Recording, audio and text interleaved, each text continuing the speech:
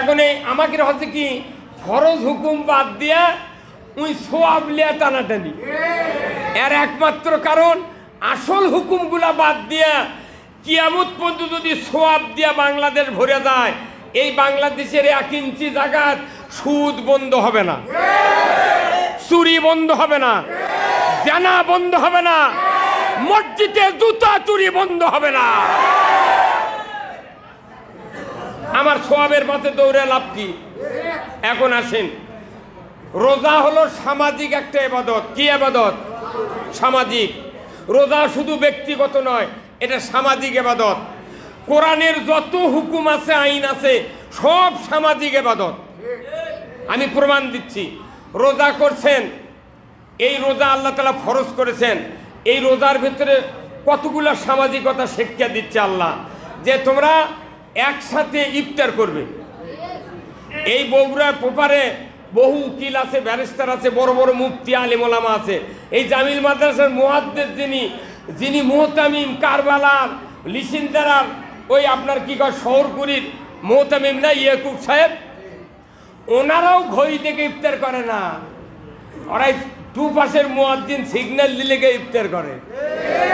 তার মানে কি, যদি 2 মিনিট আগে ইফতার হয় সমাজের সব একসাথে ঠকে যায়, যদি জিতে যায় তাহলে একসাথে জিতে যায়। তাহলে রোজার ইফতারও শেখা যাচ্ছে। এই রোজা খালি ব্যক্তিগত না, এটা সামাজিক ইবাদত। রোজার ভিতরে আমরা ফেতরা দিই, রোজার ভিতরে ফেতরা দেওয়া মানে কি, গরিবের পাশে দাঁড়ান, তাহলে সামাজিক ইবাদত। রোজার ভিতরে আমরা দান খয়রাত করি, যাকাত দিই, সামাজিক ইবাদত। আচ্ছা, এই রোজার ভিতরে নিজের গুনাহ মাফ হবে কখন? যখন আমি আল্লাহর আইন মানার সিদ্ধান্ত নেব। আল্লাহর আইন প্রত্যেকটা সামাজিক আইন, সামাজিক ব্যবস্থা দেয়। কিভাবে? চোর চুরি করতেছে না, তাহলে যদি চোরের হাত কাটার আইন যদি কায়েম হয়, তাহলে চুরি বন্ধ হবে, সমাজের লোক শান্তি পাবে। কি কথা কন? তাহলে চুরি বন্ধ করা এটা সামাজিক ইবাদত। কথা বলেন, রোজা সামাজিক ইবাদত। সমাজে যদি জানা বন্ধ করা হয়, একটা জানার বিচার করা হোক, পুরুষের কোমর মহিলার সিনা বন্ধ গাড়ি দিয়া আদলা পিকেটি দিয়ে এরকম মিডিয়ার সামনে যদি তামাম বিশ্বকে দেখানো হতো, জানা করা তো দূরের কথা, মিস কল দেওয়ার সাহস পেতাম না। তাহলে এটা সামাজিক ইবাদত। এটা হিন্দুর জন্য দরকার, মুসলমানের জন্য দরকার, কাদিয়ানির জন্য দরকার, খ্রিস্টানের জন্য দরকার, ইহুদির জন্য দরকার। যেহেতু এটা আল্লাহ বলছেন যে ইয়া আইয়ুহাল্লাযীনা আমানু কুতিবা আলাইকুমুস সিয়াম, ঈমানদারের উপর রোজা ফরজ। কুতিবা আলাইকুমুল কিতালু ওয়া হুয়া কুরহুল লাকুম, ঈমানদাররা তোমাদের উপর কোরআনের বিজয়ের জন্য, কোরআন কায়েমের জন্য সংগ্রাম করা ফরজ করা হয়েছে। ইয়া আইয়ুহাল্লাযীনা আমানু কুতিবা আলাইকুমুল কিসাসু ফিল কতলা, ঈমানদাররা কোরআন ভিত্তিক আদালত ব্যবস্থা কায়েম করো, এটা ফরজ। তাহলে রোজা ফরজ, কোরআন কায়েমের জন্য আন্দোলন ফরজ, আবার আদালত ব্যবস্থা কায়েম করা ফরজ। এই বাংলাদেশে যতগুলো ইমানদার আছে, যতগুলো ইমানদার, যে দলেরই হোক, যে দলেরই হোক, যে তরিকার হোক, তারা তো ইমানদার। তাহলে যারা রোজার উপর বিশ্বাস করে আমরা রোজা করতেছি, তাহলে আল্লাহর আইন চালু করা লাগবে, আন্দোলন করা লাগবে, এটা করে না। আবার আদালত ব্যবস্থা কায়েমের বিরোধিতা করে। আপনি কন্ত, তাহলে কে রোজা থাকতে আর বলিছে? তুমি রোজা ছাড়ে দে, পান্তা খাও, কত কনে গা? আচ্ছা, আমি নামাজ রোজা হজ জাকাত সব করলাম, কিন্তু খাতনা করলাম না। বিয়ে দিবি কেউ? এই জোরে কোন? মাথার টুপি, হজ, উমরা, ইবাদত সব করছি, কিন্তু খাতনা নাই আমার ছেলের। MA পাস করে 40 লাখ টাকার বেতন পালে বিয়ে দেওয়ার পাত্রী খুঁজে পাওয়া যায় না। তাহলে আপনি একটা সাধারণ খাতনা যদি বাদ দেওয়ার কারণে বিয়ে দিতে না পারেন বেটাক, আপনি একটা রোজার আইন মানবেন, এটা রোজা কার আইন? কোরআন বিজয় করা কার আইন? আদালত ব্যবস্থা কায়েম করা কার আইন? তাহলে আপনি এক রোজার পক্ষে সব নেয়াজালোক করে তারাবি পড়ছেন, আর আপনি ওই আইনগুলো কে কায়েম করবে? কতক্ষণ তখন বলিচ্ছে হুজুর আমরা সাধারণ মানুষ ওগুলো পারি। তাহলে মানুষের আইনের উপর কার আইন মানলেন? আল্লাহ ওই জন্য কোরআনে বলছেন, হুয়াল্লাযী আরসালা রাসূলাহু বিল হুদা ওয়া দীনিল হক লিইয়ুযহিরাহু আলাদ দীনি কুল্লিহি ওয়ালাউ কারিহাল মুশরিকুন। আমি সেই সত্তা, তিনি তার রসুলকে প্রেরণ করেছি সত্য হেদায়েত দিয়া, জীবন ব্যবস্থা দিয়া, দিন দিয়া। আপনি পৃথিবীর জমিনে গিয়া মানুষের আইনকে সরে দিয়া আমার আইন বিজয় করেন। আল্লাহর নবীকে একটা দায়িত্ব দিয়েছে। তাহলে সেই নবীর যারা ওয়ারিস, সেই নবীর ওয়ারিস কারা? যারা মসজিদে ইমামতি করে, যারা মাদ্রাসার মুহতামিম, মুহাদ্দিস, মুফাসসির, মাদ্রাসার হুজুর, এরা তো নবীর ওয়ারিস। তে বাংলাদেশে 90% নবীর ওয়ারিস ইসলাম বিজয় চায় না। তোর রোজা করার দরকার নেই। কি কথা কর? এটা খামাখা খাটনি করে পেট কষ্ট দিয়ে লাভ নেই। কম্পালসরি সাবজেক্ট হলো রোজা, কম্পালসরি সাবজেক্ট হলো আপনার নামাজ, কম্পালসরি সাবজেক্ট হলো যাকাত দেওয়া, কম্পালসরি সাবজেক্ট হলো সুদ হারাম করা, কম্পালসরি সাবজেক্ট হলো জানা বন্ধ করা, চুরি বন্ধ করা। কথা ঠিক কিনা? তে কম্পালসরি বাদ দিয়ে তুমি 4 সাবজেক্ট নিয়ে মাথা মারো। তুমি মনে করছো জুব্বা দাড়ি আর পাগড়ি দিয়ে জান্নাত? তোর বাপও জান্নাত পাবে না। আমি গোল্ডেন পেন, সোনার কলম দিয়ে লিখে দেবো, যারা ইসলাম কায়েমের বিরুদ্ধে, যারা আল্লাহর পথ থেকে লোকদেরকে বাধা দেয়, এদের নামাজ, রোজা, হজ, যাকাত, কালেমা, জেকের, কুচরি, দাড়ি, টুপি, জুব্বা, উমরা কিচ্ছু কবুল হবে না। একটা সারেনার দাম আল্লাহ দিবে না। সূরা মুহাম্মদ, সূরা কি মুহাম্মদ? সূরা মুহাম্মদ কোন? সূরা মুহাম্মদ 26 পারা আছে। আল্লাহ বলছেন, আল্লাযীনা কাফারু ওয়া কাযযাবু আল্লাযীনা কাফারু ওয়া সাদ্দু আন সাবিলিল্লাহ আ'দাল্লা আমালাহুম। আল্লাহ বলছেন, যারা অবিশ্বাসী, কি অবিশ্বাসী? যারা ইসলাম অবিশ্বাস করে, ইসলাম বিজয় হোক অবিশ্বাস করে, সুদ হারাম অবিশ্বাস করে, পর্দা ফরজ অবিশ্বাস করে, চুরি হারাম অবিশ্বাস করে, জানা হারাম অবিশ্বাস করে, মদ হারাম অবিশ্বাস করে। কথা ঠিক কিনা? আপনি জানেন মদ খাওয়া কি হারাম? মদ খালে কেউ কাফের হয় না। মদ খালে কোনো কেউ কাফের হয় না। কখন কাফের হয়? যখন মদ বিসমিল্লাহ বলে কেউ পান করে, তাহলে তাই কাফের হয়ে যাবি। কারণ আল্লাহ মদ হারাম করছেন, এই হারাম খালে কেউ কাফের হয় না। কারণ কি? ওই যে আল্লাহ নিষেধ করছে, সেই জন্য ওই হারাম কাছে, কিন্তু কাফের হবে না। কখন কাফের হয়? যখন বিসমিল্লাহ বলে মদ খায়, তখন আল্লাহ বুঝাই, দেখ তুই হারাম করছু, তুরই নাম লিয়ে খাচ্ছি। কথা কয়? আমার দেশে যারা ইসলামের বিরোধিতা করে তারা কাফের হয়। আল্লাযীনা কাফারু ওয়া সাদ্দু আন সাবিলিল্লাহ, যারা অবিশ্বাসী, তারা আল্লাহর পথে লোকদেরকে বাধা দেয়। আল্লাহর পথে যাতে লোক না যায় এই জন্য বাধা দেয়। এরা যদি রিয়াজুল জান্নার ভেতরে যা সেজদা করে, মদিনায় যা, এর কোনো সেজদা কবুল হবে না। যদি কবুল হতো, রসুলের পেছনে নামাজ পড়ছে আব্দুল্লাহ বিন উবাই, নবী দোয়া করলে উহুদ পাহাড় সোনা হয়ে গেছে। রসুলকে নিষেধ করছে 70 মাররাতান, 70 বার যদি দোয়া করো এই আব্দুল্লাহ বিন উবাইয়ের জন্য আমি কোনো দোয়া তোমার কবুল করব না। নবীর পাশের মুক্তাদির দোয়া কবুল হয়নি নবীর। আর আমাকে দেখলে আটা মুন্সি বাপরে মসজিদে ঢুকিচ্ছে, মনে করে ঘুঙ্গুর দিয়ে ঢুকিচ্ছে, ইমাম মনে হচ্ছে জিবরাইল। এই যে আপনাকে টাউন, এটা টাউন না? আপনারা প্রমাণ করবেন, যেদিন জুমাতুল বেদা হবে, জুমাতুল বেদা মানে রমজান মাসের শেষ জুমা, দেখবেন ফত্তালি ব্রিজও যায় নামাজ পারবি। ফত্তালি ব্রিজ, ওই যে হিন্দুদের মন্দির নেই বাজারের ওঠে, ওরই ধার দেওয়া যায় নামাজ পাঠতে পাঠতে পাটি ভর্তি দিয়ে মারোয়ার ঈদে চলে যাবি। আর ফত্তালি ব্রিজ, আর পরের দিন করত পেপারত লিখবি, ভাব গাম্ভীর্য সহকারে বগুড়া বড় মসজিদে, কেন্দ্রীয় মসজিদে এই জুমাতুল বেদা উদযাপন হয়েছে। জুমাতুল বেদার দিনে ফত্তাল ব্রিজ তুমি যায় নামাজ পড়লে, আজ কোনটি গেছিলে তুমি?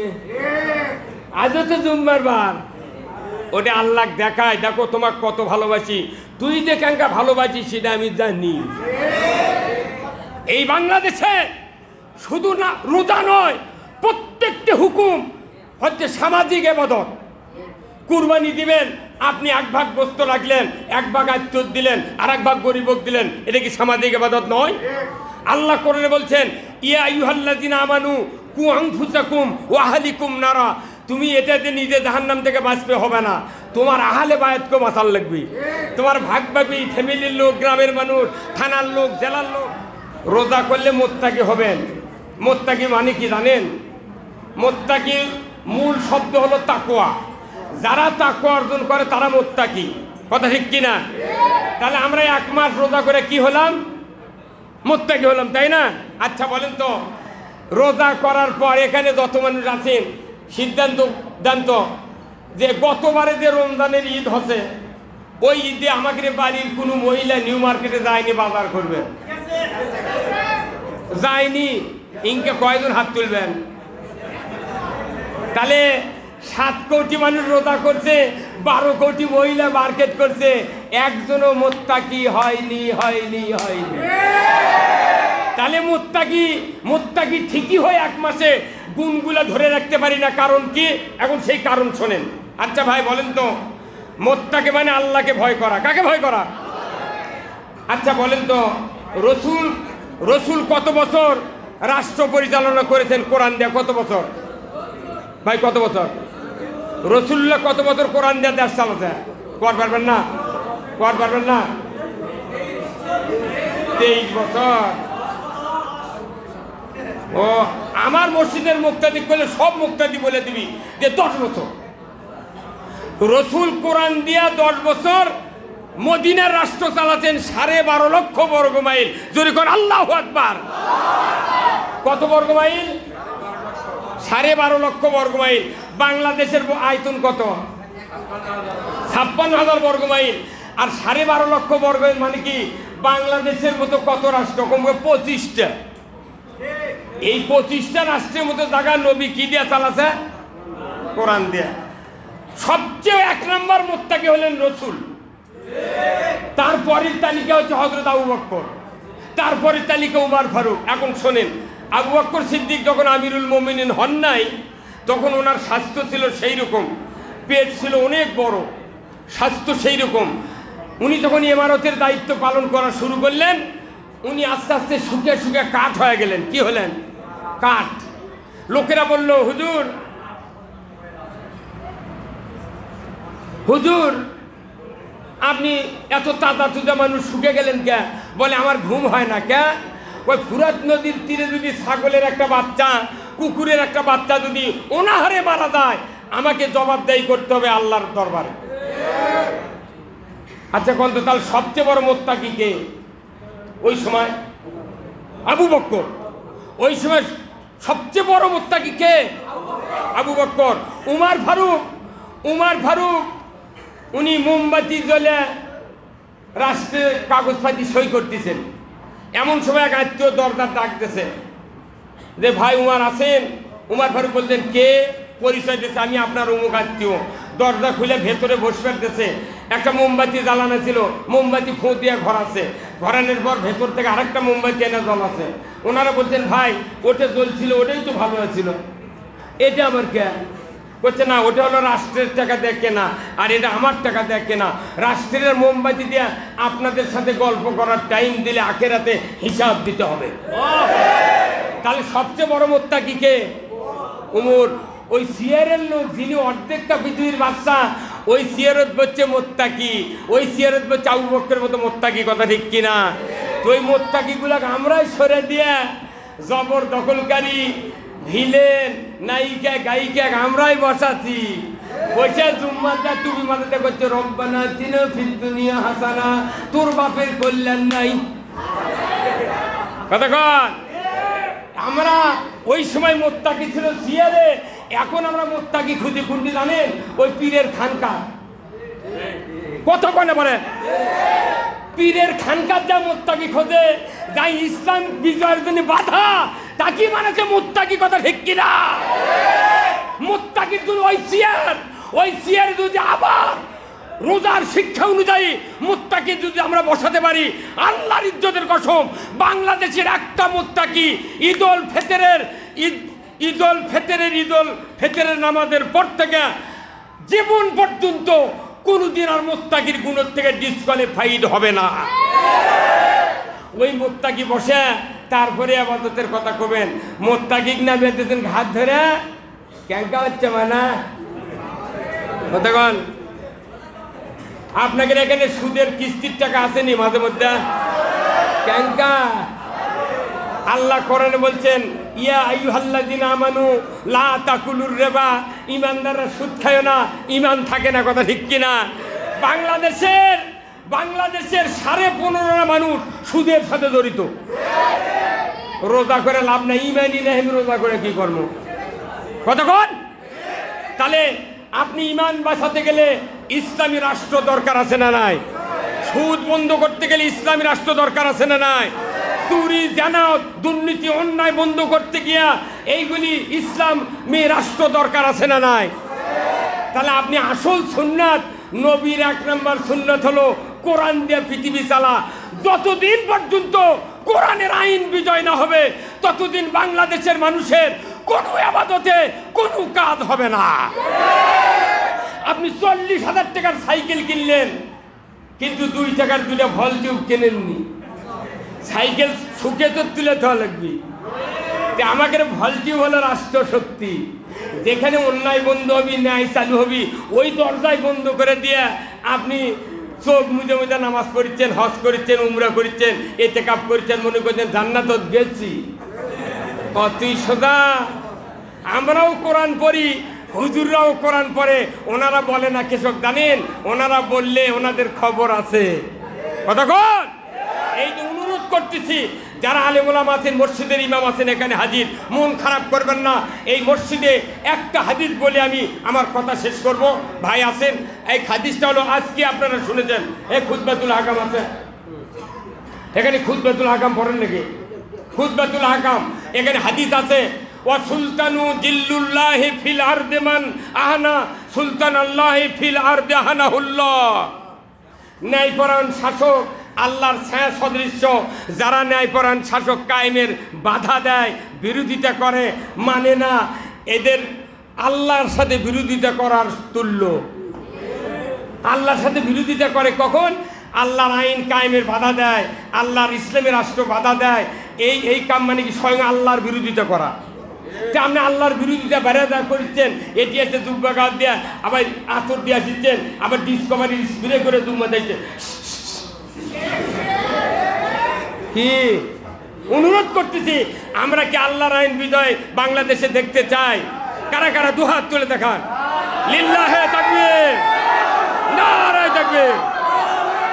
আল কোরআনের আলো, আল কোরআনের আলো। আলহামদুলিল্লাহ, আমি আপনাদের কাছ থেকে বিদায় নিচ্ছি। আপনারা আমার জন্য দোয়া করবেন, আমিও আপনাদের জন্য দোয়া করি। আল্লাহ তাআলা যেন আমাদের সকলকে ইসলাম বিজয়ের পক্ষে কাজ করার তৌফিক দেয়। কি ভাই? টাকা দিয়ে, অর্থ দিয়ে, সময় দিয়ে আমরা চালাবো। আমরা কারো বিরোধিতা করবো না। যারা ক্ষমতাতে আছে ওরা আরও 500 বছর থাক, আমার আপত্তি নেই। আমরা চাই আল্লাহর আইন, কথা ঠিক কিনা? আল্লাহর আইন দিবে, আমি পিএস দিয়ে 5 টাকা শুয়ে থাকবো, আদরেল এসে ডাক দিলে গেছে তুলবো। কি কথা ঠিক কিনা? আসুন, আল্লাহ তাআলা আমাদের সকলকে এই যোগ্যতা অর্জন করার তৌফিক দান করুন। আমিন। ওয়া আখিরু দাওয়ানা আলহামদুলিল্লাহ। আসসালামু আলাইকুম ওয়া রাহমাতুল্লাহি ওয়া বারাকাতুহু।